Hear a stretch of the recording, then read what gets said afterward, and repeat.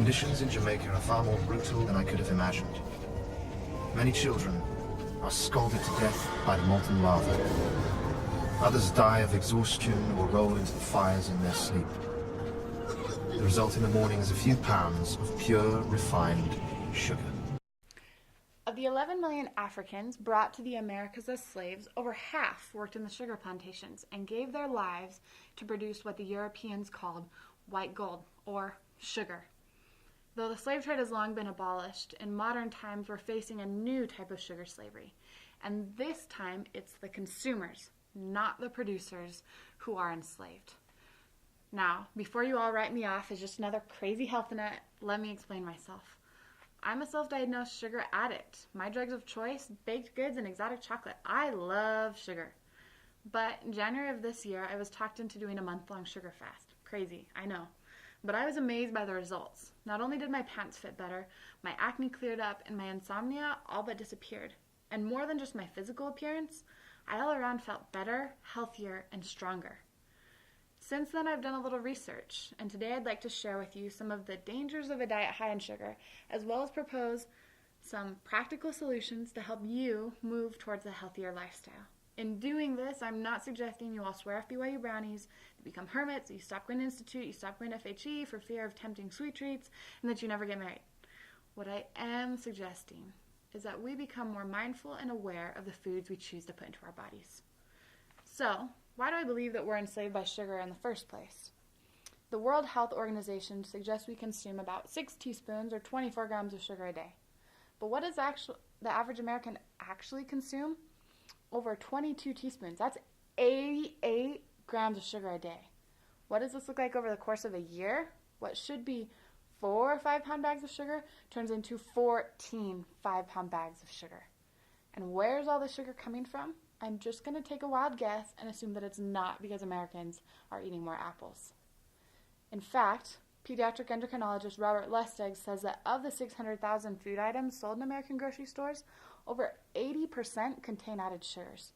To illustrate this point, I've compared many common pantry staples to one of my favorite sweet treats, a Krispy Kreme donut, which contains about 10 grams of sugar. So in one serving of Prego spaghetti sauce, there's 10 grams of sugar.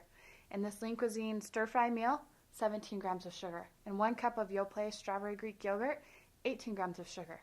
In 1 serving of Raisin Bran Crunch, 19 grams of sugar. And perhaps most surprising is the Power Bar, something you might eat after a hard workout, contains 22 grams of sugar, none of these naturally occurring.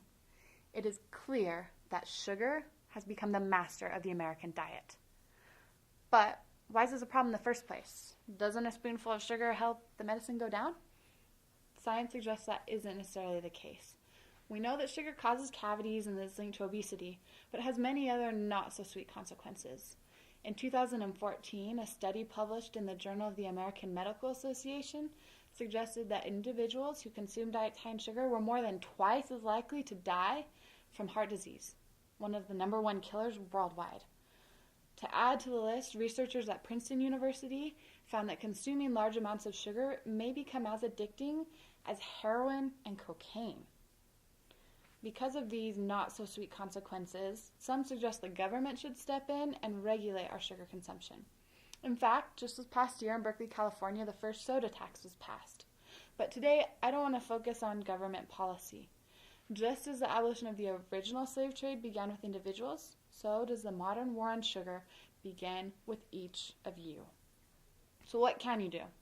It may seem way too simple, but one of the best ways to stop being a slave to sugar is to take just a second to read the nutrition labels. The Harvard School of Public Health recommends we avoid products where sugar is one of the first 2 ingredients. Additionally, in changing your diet, remember these 2 principles. First, it's not requisite that a man runs faster than he has strength. Don't try and overhaul your diet overnight because it won't work. Instead, make 1 or 2 changes, even if that means simply replacing your morning cereal for a less sugary option. Second, exercise moderation in all things. This is the true key to a healthy diet. It is okay, even recommended, to occasionally indulge in a sweet treat. Now, in conclusion, it is true that reducing our sugar intake will require self-discipline and persistence. But if we as individuals and as a society don't begin now to regulate what we are consuming, we may find that this modern slave trade becomes more deadly than the first. Thank you.